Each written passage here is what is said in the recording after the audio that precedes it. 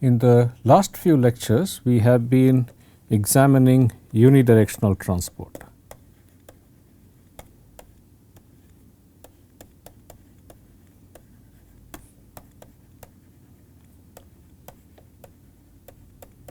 There is transport when there is a variation only in one particular direction. Okay. We had looked at different methods for solving problems of unsteady unidirectional transport, where the concentration, temperature or velocity field depends upon time and on one spatial coordinate. And therefore, the conservation equation is a partial differential equation in time and in the spatial coordinate. Second order in time, second order in the spatial coordinate and first order in time. And we had looked at two different ways of solving these problems. The first was using a similarity transform in the case of problems of transport into an infinite medium where there is no length scale in the flow, and because there is no length scale in the flow, we managed to get a similarity variable which involves the spatial and the time coordinates. So, that is one class of problems that we solved, and in this case the partial differential equation in position and time was reduced to an ordinary differential equation in the similarity variable. The second that we had solved was for diffusion into a finite medium.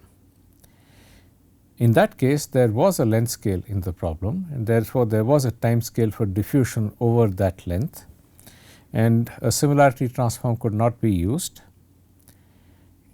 There we used a procedure called separation of variables, where the partial differential equation was reduced to two ordinary differential equations, one in time and the other in the spatial coordinate. And these two were solved using the expansion in a complete and orthogonal function space, and the transient part of the temperature or the concentration field had homogeneous boundary conditions. And because it had homogeneous boundary conditions, we could reduce it to an eigenvalue problem where there were discrete eigenvalues and orthogonal set of basis functions. And the initial condition along with orthogonality relation was used to determine the coefficients in the expansion for the transient part of the concentration or temperature field. In this lecture, we will look at another such technique, that is for oscillatory flows or oscillatory transport. The specific example I will look at is oscillatory flow in a pipe. Okay. Configuration is as follows. I have a pipe of radius r, across which I am applying a pressure difference, okay, or alternatively a pressure gradient, which is pressure difference per unit length. Okay. So, delta P per unit length, okay, is being applied across the ends of this pipe. Okay, I am applying a pressure difference per unit length or a pressure gradient, and this is oscillatory. Okay, this is oscillatory, that is the pressure gradient applied is of the form dP by dx is equal to k cos of omega t, where omega is the frequency, t is time, and k is the amplitude of the pressure gradient that is applied across. Okay. And we want to know what is the velocity profile. For a steady flow, we know that the velocity profile is parabolic. Okay. However, in this case we have a sinusoidal pressure variation. Okay. So, if I plot dP by dx versus time, okay, this has a sinusoidal form with time period 2 pi by omega is the time period of this oscillation. Okay. So, there is a sinusoidal form with time period 2 pi by omega, and I want to know what is the velocity field. It should be noted that this is a problem which is unsteady because the pressure varies with time, but it is fully developed, that is, there is no variation in the streamwise x direction. Okay. There is no variation in the velocity in the streamwise x direction. There is a variation in pressure, of course. Okay, there is a variation in pressure, of course, in the streamwise x direction, but there is no variation in the velocity. And since it is in a cylindrical pipe, there is also no velocity in the radial direction. Okay, there is no velocity perpendicular to the axis. The only non-zero component of the velocity is Vx along the axis. That Vx is a function of r, which is the distance from the axis. So, the unsteady momentum conservation equation in the x direction, okay, rho into partial Vx by partial t plus Vx partial Vx by partial x plus Vr, okay.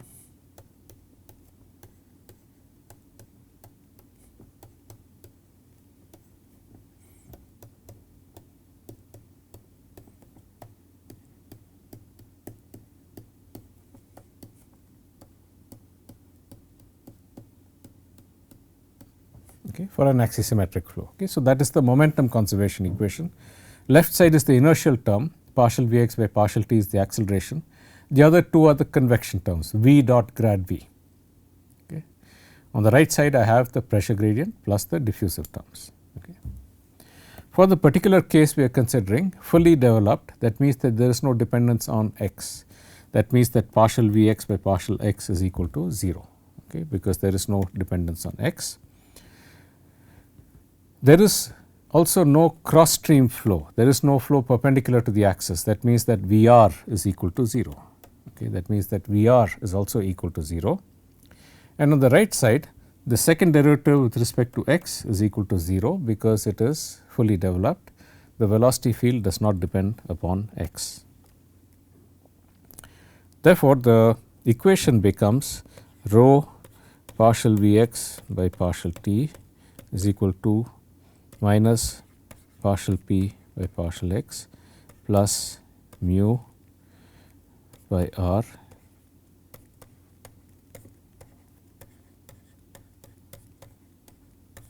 okay.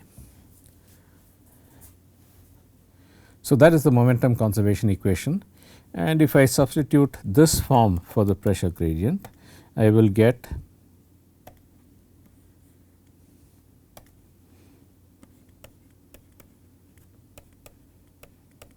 minus k cos omega t plus this mu by r d by dr of r partial Vx by partial r, that is equal to 0. Okay. So, that is the governing equation. Now, we can express the scaled radial coordinate and time. Okay.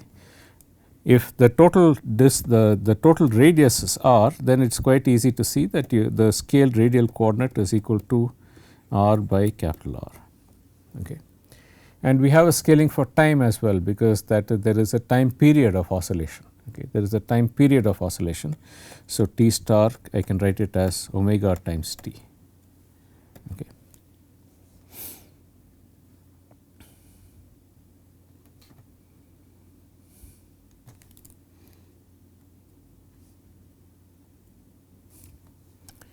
So, if I substitute that scaling in this equation, we do not yet know what the velocity scaling is, but we will derive that from the equation. Okay.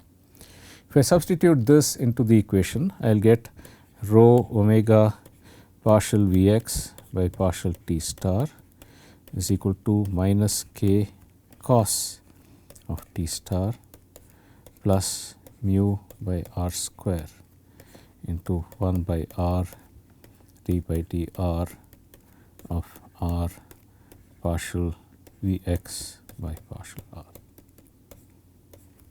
Okay. I can write this as a dimensionless equation just by dividing throughout by this amplitude of the pressure gradient k. Okay. So, if I divide throughout by this, okay,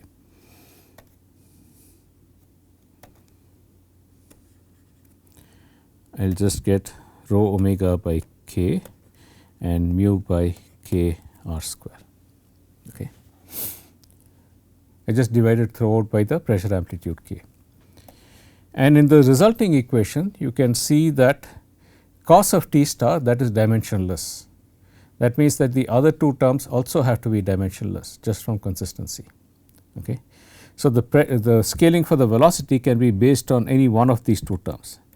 Either I can scale it by this constant here on the left, on the right, or by this constant on the left.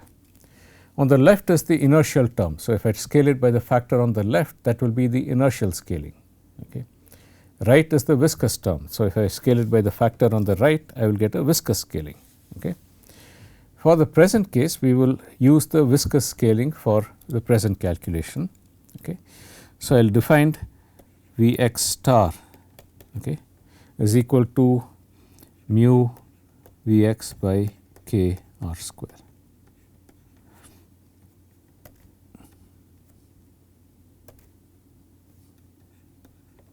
Okay, mu V x by k r square. Okay. In which case, the combination of this term and this velocity becomes dimensionless. Okay. So, on the right side I will get minus cos t star plus 1 by r d by dr of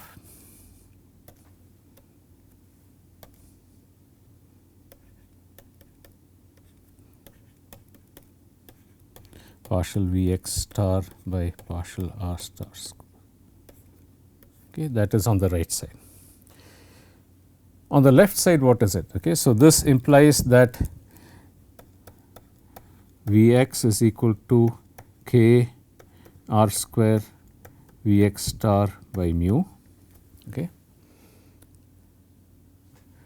And this rho omega by k here multiplying V x star, okay, rho omega by k V x is equal to rho omega r square by mu V x star.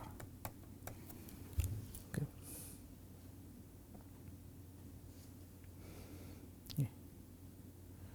So, this is what is referred to as the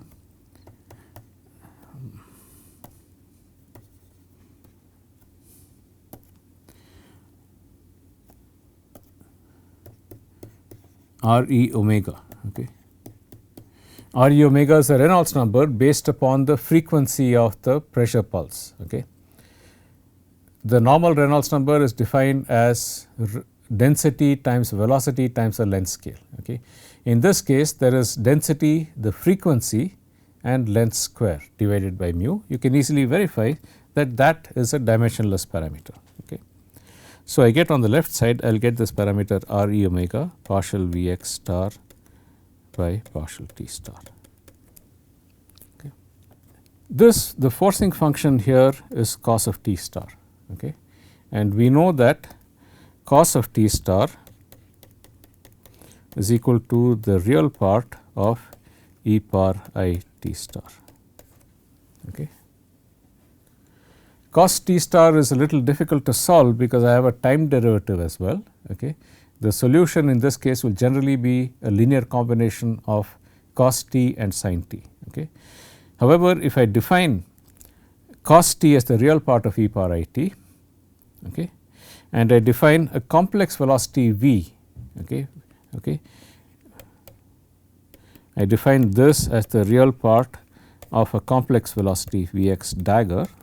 Okay, if I define the velocity as the real part of the velocity v x dagger, then you can see that if I write the equation for v x dagger,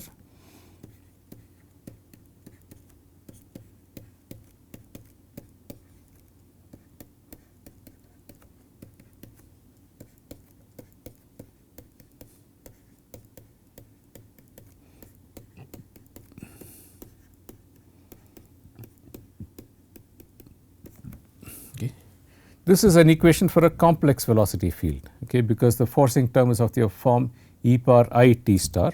I should note that in this particular case I is equal to square root of minus 1, okay, I is equal to square root of minus 1. Okay.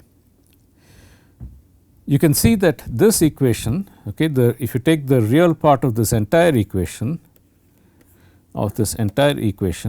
I get this equation. Okay, if I take the real part of this entire equation, real part of minus e power minus I t star is just cos t star. Real part of this one is partial V x star, because V x star is the real part of this V x dagger, and similarly on the left side. Okay. So, what I can as well do is to solve this equation for V x dagger, okay, solve this equation for V x dagger, and then take the real part in the end and get the solution for V x star. Okay. So, that is the alternate strategy. Okay.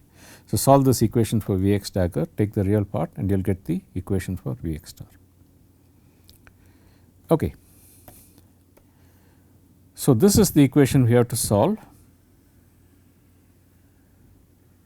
and take the real part, and we will get the equation for V x star. Okay. So, that is the strategy we will use. Now, in this equation, one of the terms, the forcing term, is of the order is of the form e power I t star, and it is a linear equation in the velocity. Okay. It is a linear equation in the velocity being forced with a sinusoidal waveform of the form e power I t star. What that implies is that this V x dagger also has to be of the form of a function of r times e power I t star, okay, because only then will the e power I t star on all terms in the equation identically cancel. Okay. Only then will the e power the coefficient of e power I t star on all the terms in the equation, only then will it identically cancel. Okay. So, substitute this form into the governing equation. Okay. Substitute this form in the governing equation. Okay. On the left side, the derivative with respect to time, which acts on this exponential, just gives me I times e power I t star. Okay. The derivative with respect to time that acts on this exponential just gives me I times e power I t star. So, I will get r e I V x tilde of r star e power I t star is equal to minus e power I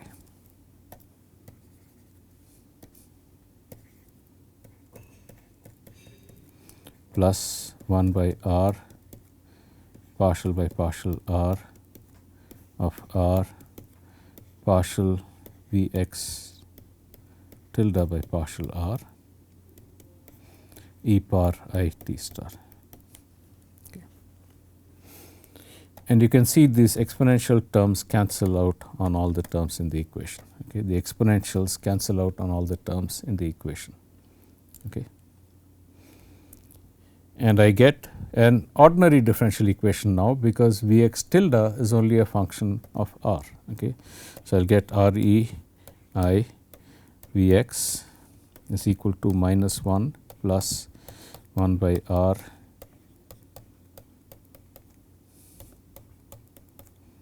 partial V x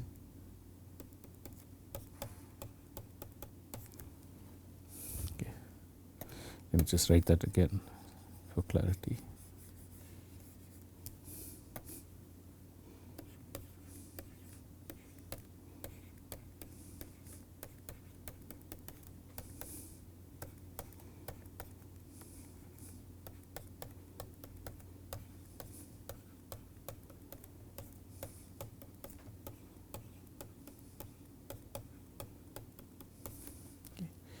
And now, this is an ordinary differential equation, because V x is only a function of r.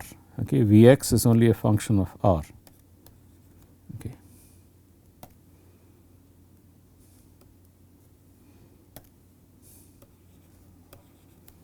Okay. So, V x is only a function of r now. So, there is an ordinary differential equation. So, I have to solve this ordinary differential equation for V x tilde. Okay. And then evaluate V x dagger, and then take the real part of that in order to find out what is the velocity profile. Okay. So, that is the procedure that has to be used now. Okay. Note that by this substitution, okay, by this substitution, I have basically reduced the equation from a partial differential equation in r and time to an ordinary differential equation. Okay. I basically reduced this from a partial differential equation to an ordinary differential equation. Okay. and therefore, I can solve the equation for this V x tilde. Okay. Let me just rewrite this equation. As you know that this is the inhomogeneous term, okay, this minus 1 is the inhomogeneous term. I will take it to the other side and I will get 1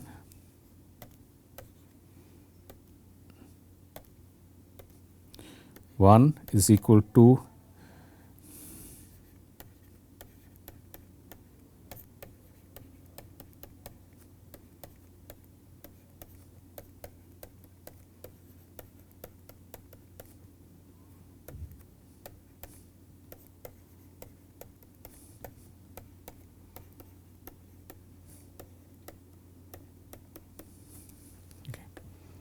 so that is the inhomogeneous equation I have to solve.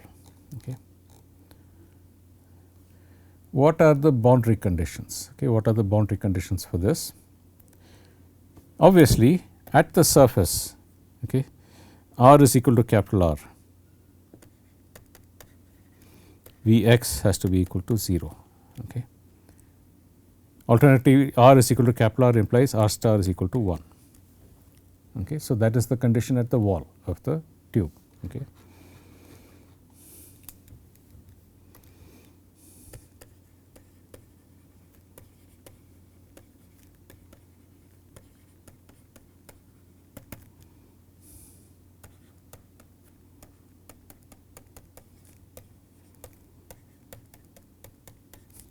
Okay, the velocity has to be 0 at the wall. Okay, V x star V x has to be equal to 0, and at the center, just by symmetry, the slope has to be 0, because if the slope is not 0, you will get a different slope depending upon which direction you are approaching the center from. Okay, you will get a different slope depending upon which direction you approach the center from. Okay, so, at the center, at r is equal to 0, the partial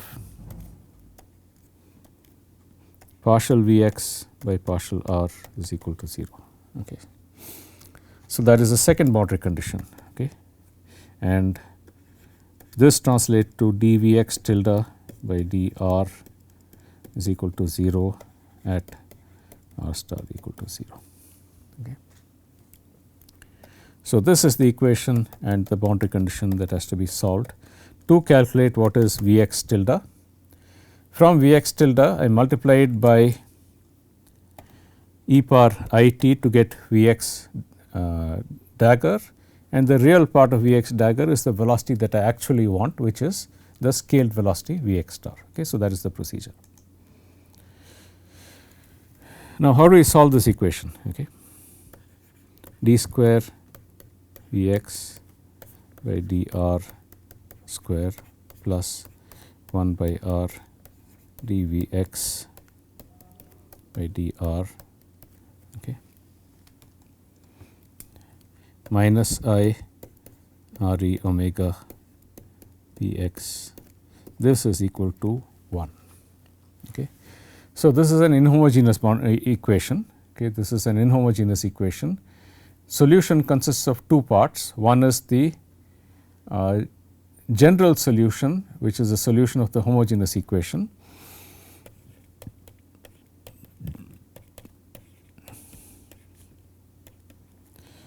General solution plus a particular solution. Okay, two solutions, a general solution plus a particular solution. Okay.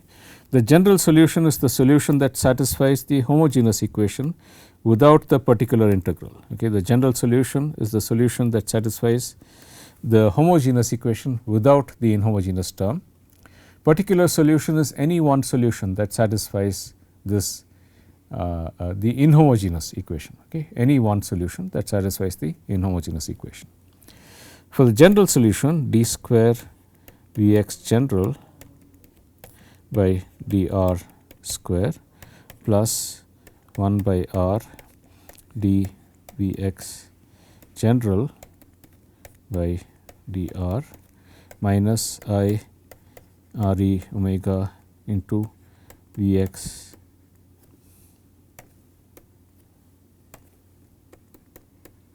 this is equal to 0. Okay.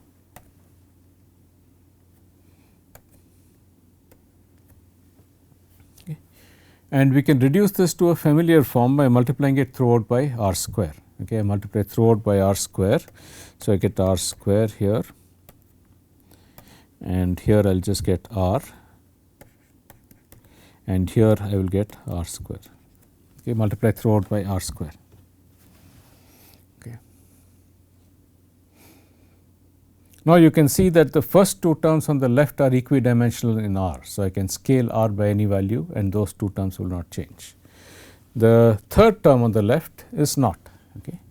In order to reduce this, I can write r plus is equal to root of minus I r e omega into r star. Right. The first term has r star square times derivative with respect to r star square, second derivative. Right. Therefore, this will just reduce to r plus square d square v x general by d r plus square. The second will reduce to, it is also equidimensional. So, this will reduce to d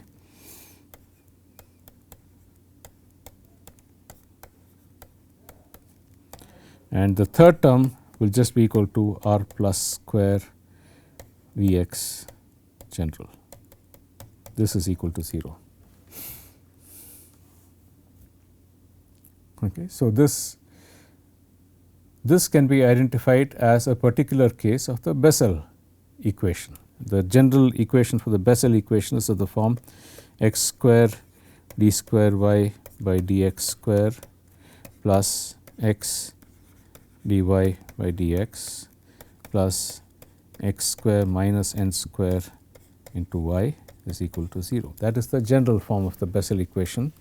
Solutions are y is equal to a j n of x plus b y n of x. Those are the solutions of the Bessel equation. Okay. This is a particular case of the Bessel equation where n is equal to 0. Okay. This is a particular case of the Bessel equation where n is equal to 0. Okay. Therefore, the solution for the general part has to be of the form a j naught of r plus b y naught of r plus. Okay.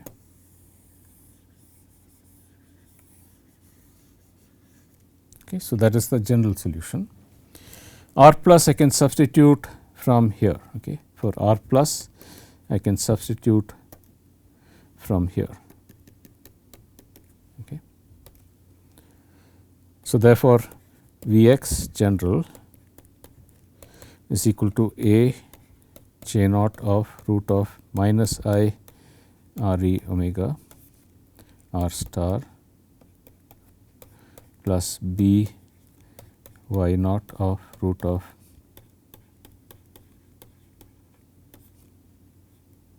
r star.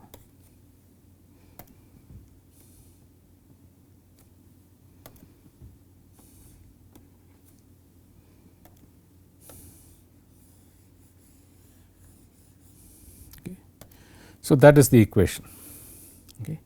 What about the particular integral? Okay. The particular solution of this equation, is any one solution that satisfies this equation. Okay. The simplest particular solution is to just take it as a constant. Okay. The simplest particular solution is to just take it as a constant, in which case the derivatives both become 0. Okay. So, therefore, you get minus I r e omega V x particular is equal to 1, okay, which implies that V x particular is equal to minus 1 by I r e omega. Okay. Because I square is minus 1, this is the same as I by r e omega. Okay.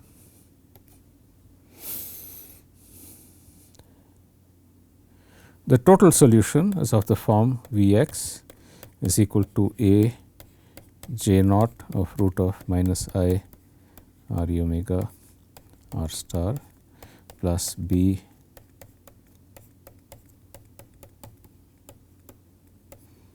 r star plus I by r e omega. Okay, so that is the total solution. And now we have to apply the boundary conditions. Okay. The boundary conditions are that r is equal to 0, the velocity slope is equal to 0. Okay. Recall when we had a discussion about the Bessel function, I told you that the Bessel function J naught had a behavior that went like this, whereas the Bessel function y naught starts from minus infinity. Okay. So, clearly b has to be equal to 0 if the slope has to be 0 at the origin. Okay. So, that means that b has to be 0 if the slope has to be 0 at the origins. Therefore, the requirement that at r star is equal to 0, d v x star by d r star is equal to 0 implies that b equal to 0. Okay.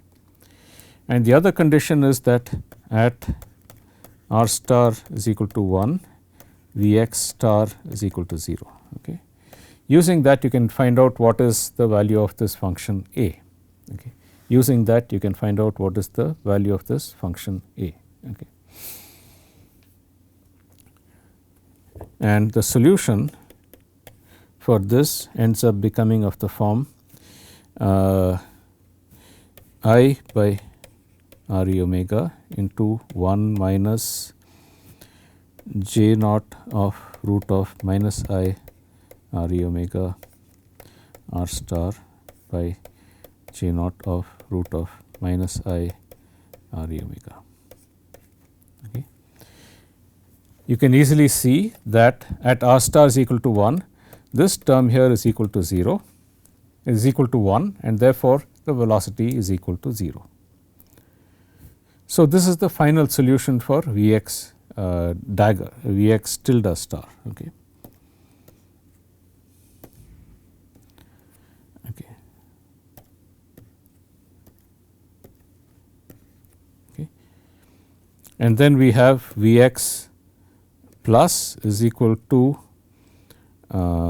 V x tilde star e power I t star, and V x is the real part of V x plus is equal to real part of V x tilde star e power I t star. So, that is how we determine what is the velocity V x. Okay. I will continue this calculation in the next section and provide you with the final solution for the velocity field. I will continue this then. Okay. We will see you next.